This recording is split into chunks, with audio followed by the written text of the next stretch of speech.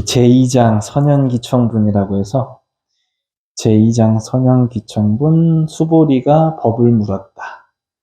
그래서 요 2장과 또 제3장 대승정종분, 이 대승의 그 근본적인 뜻, 대승의 의미, 대승이 무엇인가, 대승 보살도가 추구하는 것이 무엇인가 하는 것을 이제 저희가 공부를 해볼 예정입니다. 여기 2-1 수보리가 법을 물었다 하는 것부터 이제 같이 읽어보겠습니다. 그때 대중 가운데 있던 수보리 장로가 자리에서 일어나 오른쪽 어깨를 드러내고 오른 무릎을 땅에 대며 합장 공손히 부처님께 여쭈었습니다. 경이롭습니다. 세존이시여 열애께서는 보살들을 잘 격려해 주십니다. 세존이시여 가장 높고 바른 깨달음을 얻고자 하는 선남자, 어떻게 살아야 하며 어떻게 그 마음을 다스려야 합니까? 부처님께서 말씀하셨습니다. 훌륭하고 훌륭하다 수보리여, 그대의 말과 같이 열애는 보살들을 잘 보호해주며 보살들을 잘 격려해. 그대는 자세히 들어라. 그대에게 설하리라. 가장 높고 바른 깨달음을 얻고자 하는 선남자 선녀, 이와 같이 살아야 하며 이와 같이 그 마음을 다스려야 세존이시여라고 하며 수보리는 즐거이 듣고자 하였습니다. 부처님께서 수보리에게 모든 보살 마살은 다음과 같이 그 마음을 다스려야 한다. 아래서 태어난 것이나 태에서 태어난 것이나 습기에서 태어난 것, 변화하여 태어난 것이나 형상이 있는 것이나 형상이 없는 것이나 생각이 있는 것이나 생각이 없는 것, 생각이 있는 것도 아니고 없는 것도 아닌 온갖 중생들을 내가 모두 완전한 열반에 들게 하리. 이와 같이 헤아릴 수 없이 많은 중생을 열반에 들게 하였으나 실제로는 완전한 열반을 얻은 중생이 아무도 없다. 왜냐하면 수보리여 보살에게 자아가 있다는, 계하가 있다는 관념, 중생이 있다는 관념, 영혼이 있다는 관념이 있다면 보살이 아니기 때문이다. 네. 자, 드디어 이제 1장에서 법회를 설하시는 그 이유를 설명을 했고요. 이 법회가 어떻게 인연이 되어서 대중들과 함께 부처님이 자리에 앉아가지고 이제 드디어 법을 설하시게 되는 그 장면입니다. 그래서 이제부터는 부처님의 대답이 이제 말씀이 나오게 되죠. 본격적으로 수보리라고 하는 그 부처님 중에 이제 제자가 수보리라고 하는 제자가, 그리고 또 이해력이 굉장히 뛰어나다고 했습니다. 그래서 그 이해력이 뛰어난 수보리가 대표로 부처님께 이제 청을 합니다. 여기서 보시면 이제 희유합니다. 뭐 또는 경이롭습니다. 이렇게 해서 굉장히 찬탄하는 말로부터 시작을 하고, 세존이시여, 부처님이시여, 이제 우리는 어떠한 마음으로 수행을 해 나가야 합니까? 그렇기 때문에 이미 여기에 계신 분들 있죠. 이미 여기 이제 법회에 계신 분들은 전부 다 기본적으로 어느 정도 수행이 되신 분들이에요. 어느 정도 수행이 되신 분들이고 어느 정도 기초 교리가 공부가 되신 분들이에요. 그래서 부처님이 이미 이제 개인적인 깨달음을 위해서 뭐 사성제라든지 뭐 개정회라든지 사막이라든지 이런 것들을 위해서 이미 교리를 설하신 다음이었어요. 그렇기 때문에 어느 정도 개인의 그런 해탈, 혹은 개인의 이제 이론적인 깨달음은 조금 되어 있는 상태였죠. 그럼 이분들이 원하는 건 이제부터 무엇이냐면, 소보리가 대표로 이제 물어본 것은, 보살이 되기 위해서 우리는 어떻게 해야 되는 것입니까? 보살이 되기 위해서 어떻게 해야 되는 것입니까? 그럼 보살이라고 하는 것은 무슨 뜻인지 이제 알 수 있어야 되잖아요. 깨달은 중생이라고 할 수도 있고, 앞으로 깨달아 가야 할 중생이라고 할 수도 있어요. 그리고 여기에서 중요한 거는 중생들을 위해서 제도해줘야 되는 사람이에요. 중생들을 제도해야 되는 사람. 중생들을 깨우쳐줘야 되는 사람. 그게 이제 보살이에요. 그렇게 세 가지가. 그래서 여기서 보면요. 선남자 선녀인이 안욕따라 삼약삼보리심을 내기 위해서 우리는 마음을 어떻게 다스려야 합니까? 어떻게 살아가야 합니까? 라고 이제 나오고 있죠. 이 안욕따라 삼약삼보리심은 무상정등 정각이라고 얘기했습니다. 부처의 경지예요. 더 이상 깨달을 것이 없습니다.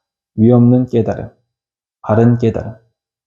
안욕따라 삼약삼보리심이 무엇이냐면 보살이에요, 보살. 그러니까 여기에서 이제 지금 듣고 계신 분들은요, 쉽게 말해서 지도자 과정이라고 보시면 돼요. 기본적인 수행, 기본적인 공부가 끝난 사람입니다. 네, 지도자 과정을 남들을 위해서, 이제 내가 아닌 나를 포함해서 남들을 위해서 제도시켜주기 위해서, 남들의 고통을 어떻게 해결해주기 위해서, 중생 제도를 하기 위해서 그런 이제 마음을 내시는 분들이에요. 그렇기 때문에 조교도 마찬가지로 먼저 자기가 열심히 해서 자기가 이제 뭔가 이렇게 모범이 돼가지고 그 다음에 이제 조교를 할 수 있는 거고요. 선생님도 마찬가지. 내가 먼저 나의 전문적인 그런 것들을 나의 전문성 있는 것을 공부를 먼저 한 다음에 그 다음에 이제 내가 먼저 공부가 된 뒤에 그 다음에 이제 남을 공부시킬 수 있는 그 능력이 되잖아요. 그걸 이제 배양하는 그 작업인 거죠. 선생님, 지도자 과정이라고 보시는 거예요. 여기에서는 금강경 안에서 많은 이제 수행자분들이 세상에 나가서 과연 어떻게 중생들을 위해서 교화할 수 있을까, 고통의 이제 소멸을 위해서 좀 도움을 줄 수 있을까 하는 것을 이제 이렇게 가르침을 청하는 겁니다. 그래서 이제 부처님이 이제 그 다음에 말씀하시죠. 여기서 선제라고 하는 것이 있습니다. 365페이지에서 불은 선제 수보리 여여소설. 선제라고 하는 것은 이제 그냥 감탄사 같은 겁니다. 맞다, 뭐 좋다, 대단하다, 여기서는 이제 훌륭하다, 뭐 이런 느낌이라고 보시면 돼요. 그래서 부처님이 이 질문에 대해서 감탄한 거죠. 그래, 좋은 질문 했다. 이제 질문이 굉장히 중요하잖아요. 어떤 질문을 받느냐에 따라서 그 대표적인 질문이 지도자가 생각을 못했던 질문이지만 누가 이제 뛰어난 분이 질문을 딱 하나 좋게 던져버리면 그 옆에 있는 많은 분들도 공감하면서 그 질문에 대해서 좋은 답을 구할 수가 있잖아요. 그러니까 그런 느낌으로 이제 부처님이 이제 감탄을 한 거예요. 질문 잘했다 하는 느낌으로. 그래서 수보리여 그대의 말과 같이 열애는 보살들을 잘 보호해주며 보살들을 잘 격려해준다. 이제는 내가 이제 그걸 알고 있으니까 잘 들어봐라. 선남자 선녀인은 여러분들은 이와 같이 살아야 되고 이와 같이 그 마음을 다스려야 된다. 이렇게 하는 겁니다. 그 다음 장부터 이제 제 3장 대승의 근본 뜻, 대승 정존분. 여기에서 이제 드디어 부처님의 말씀이 나오시고요. 이 뒤에서도 쭉 나오는 거예요. 이제부터 수보리가 이 한 질문에 대해서 궁극적으로 금강경이 이제 부처님이 이제 답변을 하신 게 이런 내용을 가지고 이제 이 수보리의 이 대표적인 질문을 가지고 쭉 뒤에서도 말씀을 하고 계신 겁니다. 앞으로. 그래서 지금부터가 금강경의 내용 중에서 이제 중요하다고 볼 수가 있겠죠. 그래서 처음에 나오는 게 이제 대승의 뜻이라고 나오죠. 대승하면은 이제 또 떠오르는 것이 이제 소승이고요. 소승은 간단하게 얘기해서 자기 제도. 그리고 이제 대승은 중생 제도. 이렇게 되는 겁니다. 소승은 내가 스스로 이제 공부를 하는 단계죠. 공부를 하는 단계. 처음에 시작할 때 사실 소승으로 시작할 수밖에 없겠죠. 어떻게 보면 당연히 일단 내가 알아야 되니까, 일단 내가 수행이 돼야 돼. 내가 깨우쳐야 되니까, 내가 나를 좀 알아야 되는 거니까. 그 다음으로써 이제 대승의 근본 뜻인 다른 보살들도, 다른 사람들도, 다른 중생들을 위해서도 이제 잘 보살필 수 있는, 함께 할 수 있는 자리이타한 그런 개념을 이제 가질 수 있는 것이 바로 이제 대승인데, 그렇기 때문에 여기서는 대승의 뜻을 펼칠 수밖에 없죠. 왜? 지금 여긴 다 지도자 과정이라고 얘기했죠. 개인의 수행이 어느 정도 됐고, 약간 이제 정각, 깨달음의 경지에 살짝 올라간 사람들이에요. 네. 아직 번뇌망상, 아직 육도윤회는 벗어나지 못했지만, 다만 이제 이론적인 거라든지 아니면은 괴로움이라든지 어떤 욕구라든지 이런 부분에서 굉장히 거의 깨달음을 많이 얻으신 분들이기 때문에 소승의 길을 이제 어느 정도 닦았고, 이제 좀 더 나아가서 내가 이런 성불을 남들과 함께 하고 싶다, 남들에게도 도움을 주고 싶다 하는 뜻을 펼치는 분들에게 이제 대승이라고 하는, 대승보살도라고 하는 길이 생기는데, 그것을 이제 얘기해주는, 답변해주는 겁니다. 그러니까 대승의 뜻을 펼치기 위해서 어떻게 해야 되느냐? 이거를 이제 부처님이 이제 말씀해 주실 겁니다. 그래서 저희가 수행의 단계라고 할 수도 있는데, 수행의 단계라고 하면은, 일단 첫 번째로는 발심을 내야 되죠. 동서남북 문이라고 얘기를 합니다. 이걸 네 가지 문이라고, 네 방의 문이라고 하는데, 첫 번째 첫 번째 문으로는 이제 발심을 내야 되죠. 마음을 내야 되죠. 그렇죠? 마음을 내야 되고, 그 다음에 수행을 해야 됩니다. 두 번째. 그 다음에 이제 세 번째로 서가 깨달음의 문, 저쪽의 문, 깨달음의 문. 수행을 했으면 어떻게 되죠? 내가 얻는 게 있어야지. 내가 깨달은 게 있어야죠. 그 다음에 이제 마지막으로 열반, 해탈. 궁극적으로 각자의 그런 열반과 해탈의 목표가 있습니다. 각자 성취하는 게 다 다르겠죠. 수행의 이제 문이라고 옛날에 소승적인 거로 놓고 봤을 때는 발심을 세우고 수행을 하고 깨달음을 얻고 근데 열반하는 것입니다.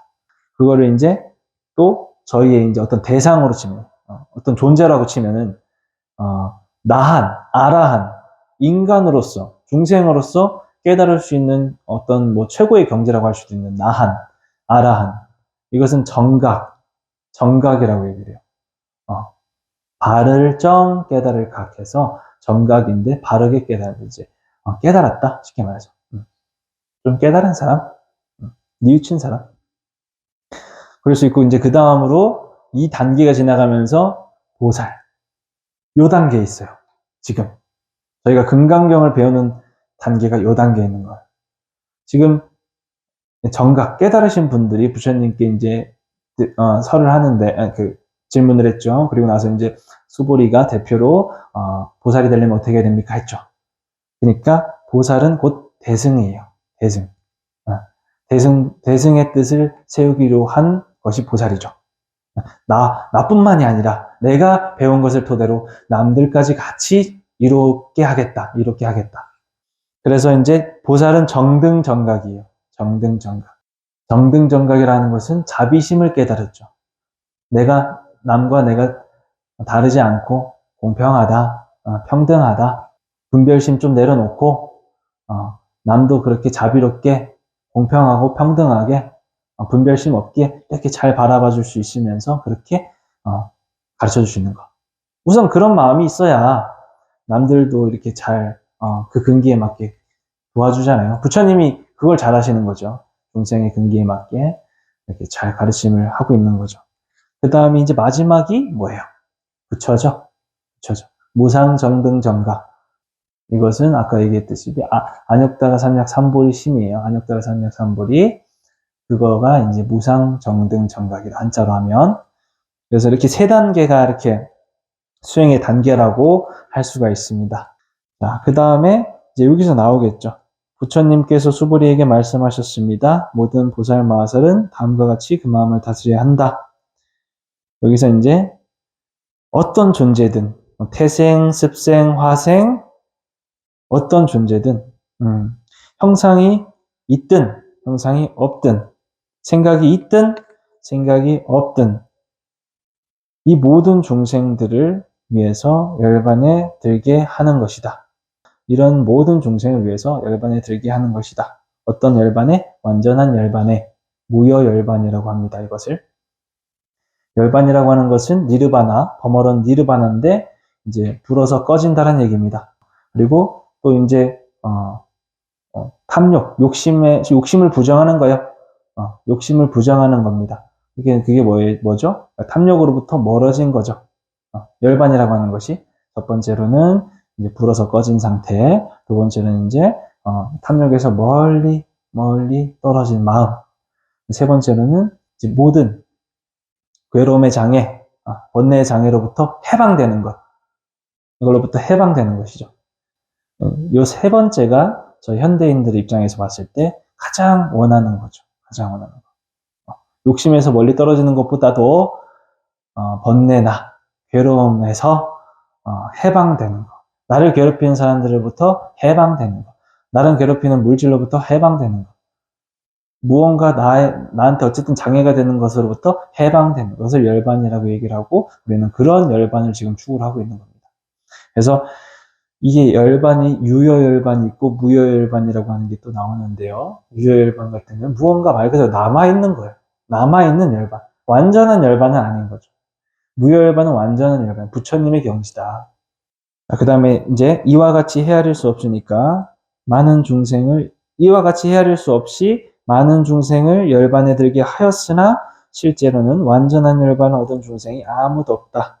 왜냐하면 수보리여 보살에게 자아가 있다는 관념, 계하가 있다는 관념, 중생이 있다는 관념, 영혼이 있다는 관념이 있다면 보살이 아니기 때문이다. 네. 이것이 이제 사상이죠. 네 가지 상이라고 얘기를 합니다. 여기서 포인트는 중요한 것은 이 네 가지 상에서 벗어나야 된다. 이 네 가지 상을 가지고 있으면 수행과 성불이 어렵다고 한 것이에요. 그래서 이 망상이나 뭐 이제 그런 망령된 마음을 항복시키기 위해서는요, 이 네 가지 상을 떠나야 한다고 여기서 말씀하고 계신 거예요. 그래서 이 네 가지 상에 대해서 자세하게 이제 알아야 됩니다. 저희는 이걸 이해할 수 있어야 돼요. 우선 네 가지 상을 이해할 수 있어야 뒷 내용도 다 이제 이해를 하기 때문에 여기서 보면 중생들을 제도한다고 해놓고서 이제 중생들을 해할 수 많은 중생이 열반에 들게 하시나 실제로는 완전 열반을 얻은 중생이 아무도 없다.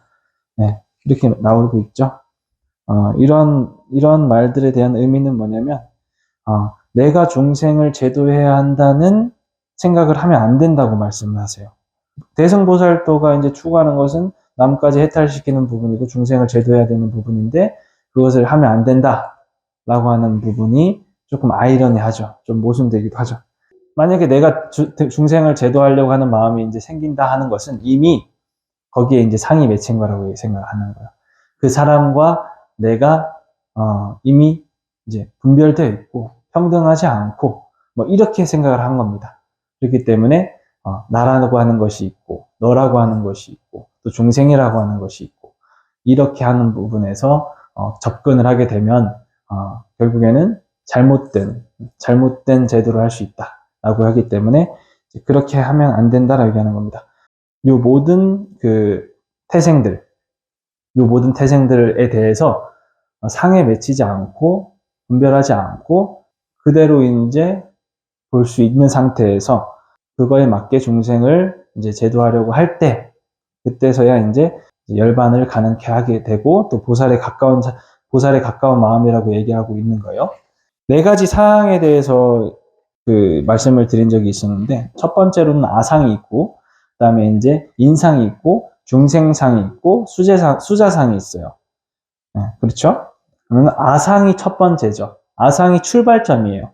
아상이 출발점입니다. 아상이라고 하는 것은 기본적으로 내가 있다는 관념이죠. 내가 있다는 관념. 나의 개념. 나를 불변한 실체로 보는 관념. 나를 영원하다고 보는 거. 내가 제일 잘났다. 내 말이 맞다. 아상이 있으면 어떤 게 아집이 생기죠. 고집이 생기죠. 자기라고 하는 고집이 있는 것이 아상이죠.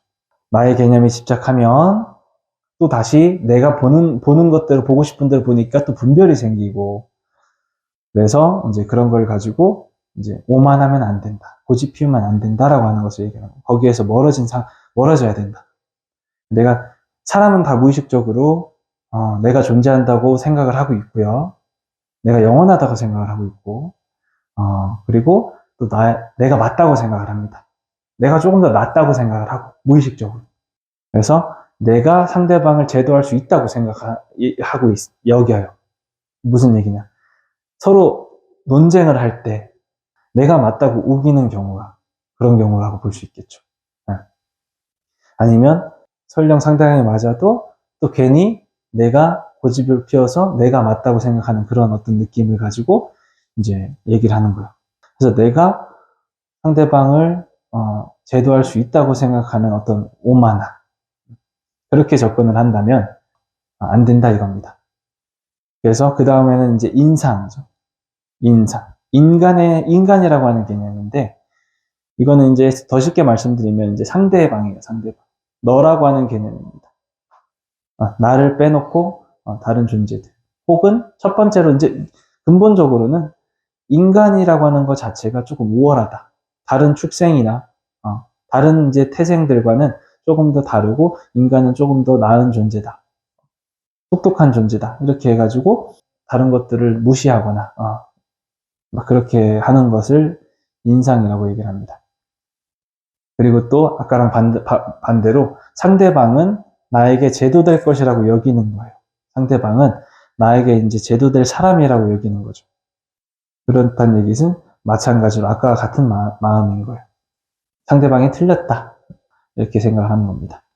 나와 남을 나누어서 보는 분별을 얘기를 하고요. 또 나한테 견주어서, 자기한테 견주어서 남을 차별하고 비교하는 마음을 가지면 안 된다. 그게 인상이에요. 너는 내 말을 들어야 돼. 너는 내 말을 들어야 돼. 이런 생각을 가진다는 것이 조금 잘못된 거죠. 그게 어른이 됐든, 나이가 많든, 누가 더 잘났든, 누가 좀 더 배웠든, 너는 내 말을 들어야 돼. 이런 마음을 가지는 거죠. 이 잘못됐다는 얘기입니다. 그 다음에 이제 세 번째로 중생상이 있습니다. 중생상은요, 높고 낮음이에요. 신분이라고 보시면 돼요. 신분. 중생의 높고 낮음. 귀함과 천함의 분별이 있는 것. 좋고 나쁨의 분별이 있는 것. 만약에 이런 마음이 있으면 나보다 좀 못한 사람들한테 자비심은 절대 없죠. 무시하는 마음만 있겠죠. 오만함이 더 강해지죠. 또 이제 중생의 본능적인 고집, 우리들의 인간의 본능적인 고집, 좋은 것만 원하는 거. 신분의 높고 낮음 외에도 뭘 봤을 때, 혹은 뭘 할 때 좋은 것만 원하고 내가 취하려고 한다. 좋은 것만 취하려고 하는 거. 좋은 것만 편애하는 거. 이것은 아까 얘기했듯이 신분이라고도 말씀했겠죠. 그 신분도 있고, 사람의 또 각각의 격이 있고요. 사람의 환경이 있고, 사람의 마음이 있고요. 사람의 근기가 있습니다. 각자마다 상황이 다 달라요. 그렇기 때문에 그 다르다는 것을 존중을 해야 되는 건데, 그걸 하지 못하죠. 이런 마음이 있으면. 그래서 이제 그 각각의 이제 그 근기가 있을 텐데, 그 근기에 맞춰서 제도하는 주체나 제도되는 대상에 차별되는 상이 생길 수 있다는 것을 중생상이라고 얘기를 하는데, 예를 들어서 학생들이 있어요. 학생들이 있습니다. 그러면은 그 중에는 공부를 잘하는 사람이 있을 거예요. 못하는 사람도 있을 거고. 근데 그 공부를 못하는 아이가 꼭 나쁜 아이는 아니라는 얘기지. 가르치는 데 있어서, 제도하는 데 있어서 편애하면 안 된다. 그 아이는 운동신경이 발달했을 수도 있고, 다른 쪽으로 또 발달될 수도 있어요. 그렇기 때문에 그런 부분에서 근기가 다르다. 또 직업도 마찬가지죠. 의사라고 하는 직업은 굉장히 우월한 느낌이 들고, 바깥에서 박스 줍고 청소부 아줌마들이나 청소부 아저씨들 같은 경우는, 환경미화원분들 같은 경우는 알게 모르게 좀 더 낮은, 좀 천한 직업이라고 생각할 수도 있는 어떤 그런 무의식적으로 그렇게 생각할 수도 있죠. 이제 이러한 마음들이 있을 수 있는데, 직업의 좋고 나쁨을 애초에 그런 쪽으로 구별하고 분별하는 것 자체가 나쁘다. 그런 마음이 중생상이다. 라고 얘기하는 겁니다. 네, 또는 약한 사람한테는 강한 사람이 되고, 강한 사람한테는 또 빌붙거나, 또 좀 약한 사람이 돼서 또 이렇게 또 이기적으로 하려고 하는 것도 마찬가지. 이런 마음이 다 포함이 되어 있습니다. 마지막으로 네 번째 수자상이라고 하는 것은 목숨이죠. 우리의 목숨을 가지고 얘기를 하는 건데, 인간은 이 목숨이라고 하는 것이 원래 일정해요. 그죠? 정해져 있습니다. 영생이 없죠. 영원히 살 수는 없잖아요. 그렇기 때문에 이러한 개념을 완벽하게 우리가 알고 있어야죠. 무상하다라고 하는 것을. 그래서 그런 마음을 깨닫는 건데, 우리가 살아가면서 사실 그런 느낌을 느끼기도 하지만 대부분은 좀 집착하죠. 내 삶의 수명, 내 삶의 어떤 이제 아름다움, 내 외모나 이제 늙는 거 이제 그런 부분들에서 좀 약간 집착을 하니까 불로장생하고 싶은 욕구가 기본적으로 있죠. 그런 불로장생하고 싶은 욕구를 가지고 있는 것이 수자상이죠. 네, 외모에 집착한다던가 수명에 집착한다던가. 그래서 나는 늙지 않을 거야. 나는 늙지 않을 건데 왜 이렇게 되는 거지 하면서 또는 뭐 죽지 않을 건데 내가 왜 아프지 이렇게 하면서 그런 굉장히 그거에 대해서 부정적으로 생각하는 겁니다. 우리가 가지고 있는 것들, 내가 소유하고 있는 것들에 대해서 영원할 거라고 생각하는 거예요. 내 자식, 내 주변 사람들, 내 부, 내 명예, 이런 것들이 영원할 거라고 생각하는 착각. 수자상이에요. 그래서 이제 이러한 부분들을 가지고선 부처님께서 네 가지 상에 보살에게 자아가 있다는 관념, 계아가 있다는 관념, 중생에 있다는 관념, 영원이 있다는 관념, 이것이 있다면 보살이 아니기 때문이다. 네 가지 상에서 벗어나야지 보살에 대한 수행을 마무리 지을 수 있겠다. 이렇게 얘기를 하는 겁니다. 수행뿐만 아니라서 이제 세속의 대인관계에서도 사실 중요하죠. 나를 높이는 그런 아상을 없애야 된다. 그래서 내 아상이 없어지면 대립적인 상대방도 인상도 이제 조금 분별할 게 없어집니다. 그거에 이어서 나와 너라고 하는 분별이 사라지면 중생상이나 수자상도 당연히 이제 사라지게 되는 거죠. 그렇기 때문에 아상만 사라지면 이 나머지는 다 해결이 된다. 나라고 하는 존재, 그리고 내가 내 몸을 가지고, 내 생각을 가지고, 내 의식을 가지고 어떠한 행동을 하고, 어떠한 말을 하고, 어떠한 마음을 쓰느냐에 따라서 내가 만나는 사람, 내가 생각하는 그런 어떤 모든 관념들, 내가 하는 행동들, 업장까지도 전부 다 변화시킬 수 있다라고 얘기를 하는 겁니다. 여기서